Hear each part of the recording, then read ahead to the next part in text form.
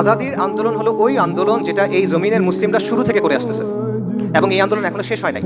এই জমিনে মুসলিমদের হিস্ট্রি যদি আপনি দেখেন তাহলে দেখবেন ক্রমাগত এখানে দুয়াত আসছেন, ক্রমাগত এখানে অলিয়া উলিয়ারা আসছেন, ক্রমাগত এখানে মাশায়েখরা আসছেন, এবং তারা এখানে মজলুম মানুষের পক্ষে দাঁড়াইছেন। তারা এখানে কুফরি এবং শিরকি শক্তির বিরুদ্ধে প্রতিরোধ করে তুলছেন, দাওয়ার কাজ করছেন, ইসলার কাজ করছেন, জিহাদের কাজ করছেন, এবং এই কন্টিনিউয়াস একটা ধারা আপনি দেখবেন চলমান। আমি মনে করি এইটা হলো আমাদের আজাদির আন্দোলন, কারণ আজাদির অর্থ হলো মুক্তি, রাইট?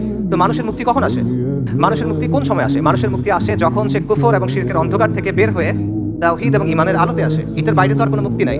এটার বাইরে দুনিয়াবি সেন্সে অনেক মুক্তি আছে, কিন্তু আলটিমেট যে সেন্স, চিরন্তন যে অর্থ, সেই অর্থে মুক্তি তো এটাই।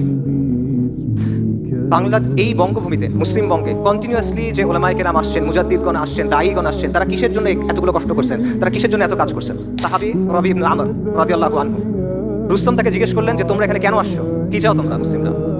উনি তখন বললেন আমাদেরকে আল্লাহ পাঠাইছেন, আমরা আসছি মানুষকে মানুষের গোলামি থেকে বের করে এক আল্লাহর গোলামির দিকে নেওয়ার জন্য।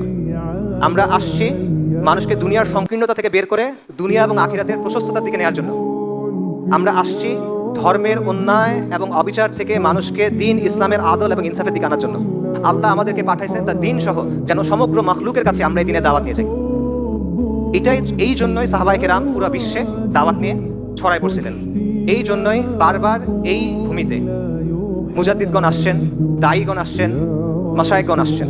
এই জন্যই তো তারা কাজ করে গেছেন। তো এটাই হলো ওই ধারা, এটাই হলো ওই সিলসিলা যেটার কথা আমরা বলতেছি।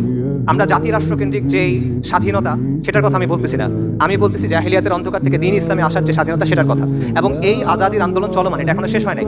জাতি রাষ্ট্রকেন্দ্রিক আজাদির আন্দোলন শেষ হয়ে গেছে, এটা আপনি বলতে পারেন, কিন্তু দ্বীন ইসলামের জন্য যে আন্দোলন, সেই আন্দোলন এখনো শেষ হয় নাই। এই আন্দোলন কখন শেষ হবে?